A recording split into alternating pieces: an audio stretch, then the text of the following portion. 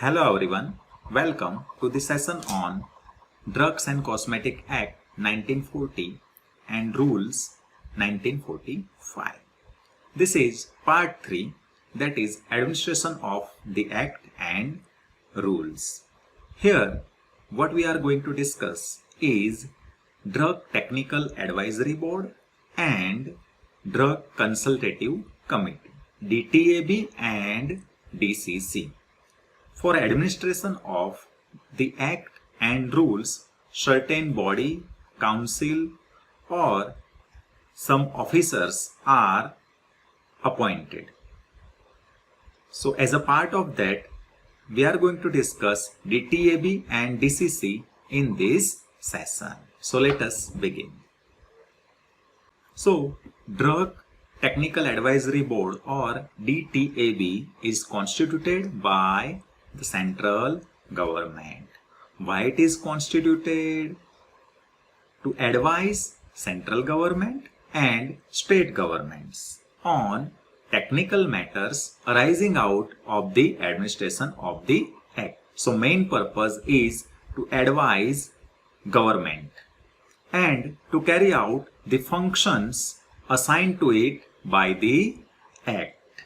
So that is why DTAB is constituted.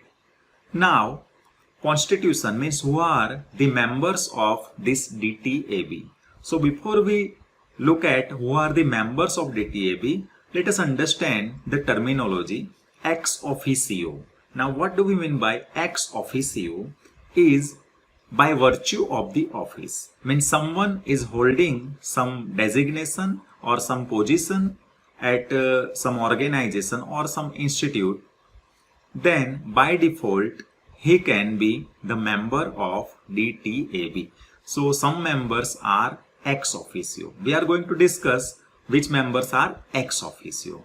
Other members are nominated. Nominated means they are directly appointed by the government, and some members are elected. So let us see what is the constitution or who are the members of DTAB.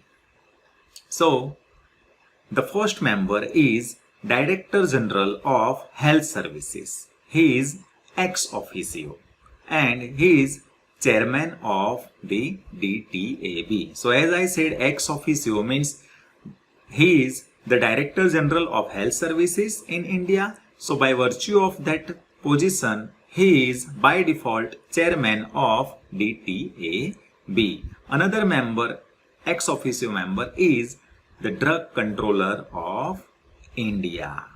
Then the Director of the CDL, Central Drug Laboratory, Calcutta. Again, he is ex officio. Next member is the Director of Central Research Institute, Kasoli. Central Research Institute, Kasoli. So director of that is the member. Then the Director of Indian Veterinary Research Institute, Izzatnagar. Then the President of MCI. MCI means Medical Council of India. Again, he is also ex officio member.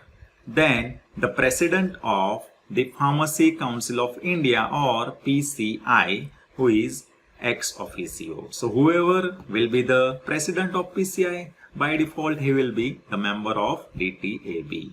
Then the Director of CDRI, Central Drug Research Institute, Lucknow. He is ex officio. Then some members are nominated, like 2 persons to be nominated by the central government from among the persons who are in charge of drug control in the state. So out of all the states in India, 2 persons from the states are nominated by the central government. 1 person to be elected. I told you that some members are elected. So 1 person is to be elected by the Executive Committee of the PCI, Pharmacy Council of India, from among teachers. Now, which teachers? Teachers in pharmacy or pharmaceutical chemistry or pharmacognosy on the staff of an Indian university or the colleges which are affiliated to PCI and such universities. So one person elected by the PCI. Then similarly, one person elected by Executive Committee of MCI, Medical Council of India, from the teacher of medicine or therapeutics. Then one person to be nominated by central government from the pharmaceutical industry. Then one pharmacologist to be elected by the governing body of the Indian Council of Medical Research, that is also known as ICMR. So pharmacologist elected. Then one person to be elected by Central Council of the Indian Medical Association, that is IMA. Then one person to be elected by the Council of Indian Pharmaceutical Association, that is IPA. Elected by IPA. Two persons holding the appointment of government analyst. This is again nominated member. Government analyst are nominated by the central government.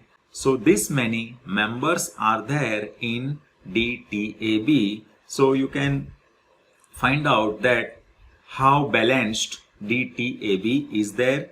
Variety of members from different organizations are there. So the nominated and elected members of the board shall hold the office for 3 years. So what is the duration or tenure of these members, whether they are nominated or elected, is 3 years. But after 3 years, after completion of 3 years, they are eligible for renomination or re-election. One more important point here is the board may constitute subcommittees and they may appoint some members of these subcommittees for the duration of DTAB, or in other words, the tenure of these members should not exceed 3 years, and the members who are there in a subcommittees shall not be the member of DTAB itself. Means duplication of members shall not be there. Then there shall not be any vacancy. In other words, the functions of the board may be exercised notwithstanding any vacancy therein. Means there should not be any vacancy. If vacancy is there, it is immediately filled. Again, to carry out all these functions well, government, means central government, may appoint secretary to the DTAB, and they can also appoint some clerical staff for the smooth functioning of DTAB.